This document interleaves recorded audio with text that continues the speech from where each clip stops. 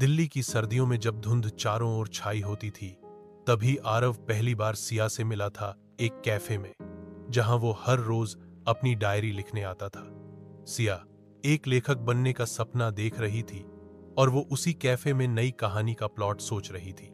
आरव की आंखें उसके लिखने के अंदाज पर टिक गईं। धीरे धीरे एक कॉफी, फिर किताबों पर बात, फिर शाम की मुलाकातें और फिर हर सुबह एक दूसरे का इंतजार। दोनों का प्यार परवान चढ़ने लगा। सिया कहती थी, अगर कभी तुम दूर चले गए तो मैं तुम्हारे लिखे खतों को ही पढ़ पढ़ कर जिंदा रहूंगी।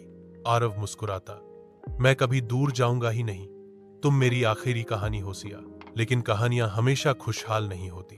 एक दिन अचानक आरव ने आना बंद कर दिया।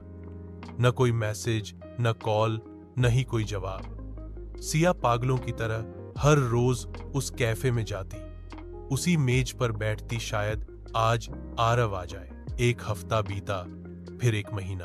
एक दिन एक लड़का सिया को एक लिफाफा देकर चला गया। उस लिफाफे में आरव का लिखा आखिरी खत था। आखिरी खत। सिया, जब तुम ये पढ़ रही होगी तब शायद मैं किसी और दुनिया में होऊंगा। मुझे ब्लड कैंसर था, स्टेज 4। मैंने सोचा था कि इलाज हो जाएगा, लेकिन डॉक्टर्स ने जवाब दे दिया।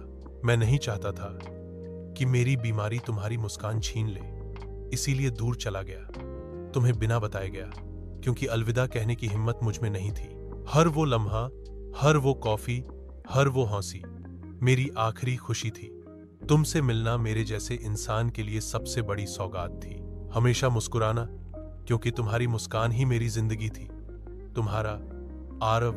कहानी का अंत। सिया कई देर तक रोती रही, लेकिन उसने फिर कभी उस कैफे को नहीं छोड़ा। वो हर दिन वहीं बैठती, नई कहानियां लिखती, लेकिन हर कहानी में एक नाम जरूर होता था, आरव। वो अब एक प्रसिद्ध लेखिका बन चुकी है, लेकिन हर इंटरव्यू में जब भी कोई उसके पहले किरदार के बारे में पूछता है, वो सिर्फ मुस्कुराकर कहती है, वो मेरा आखिरी खत था।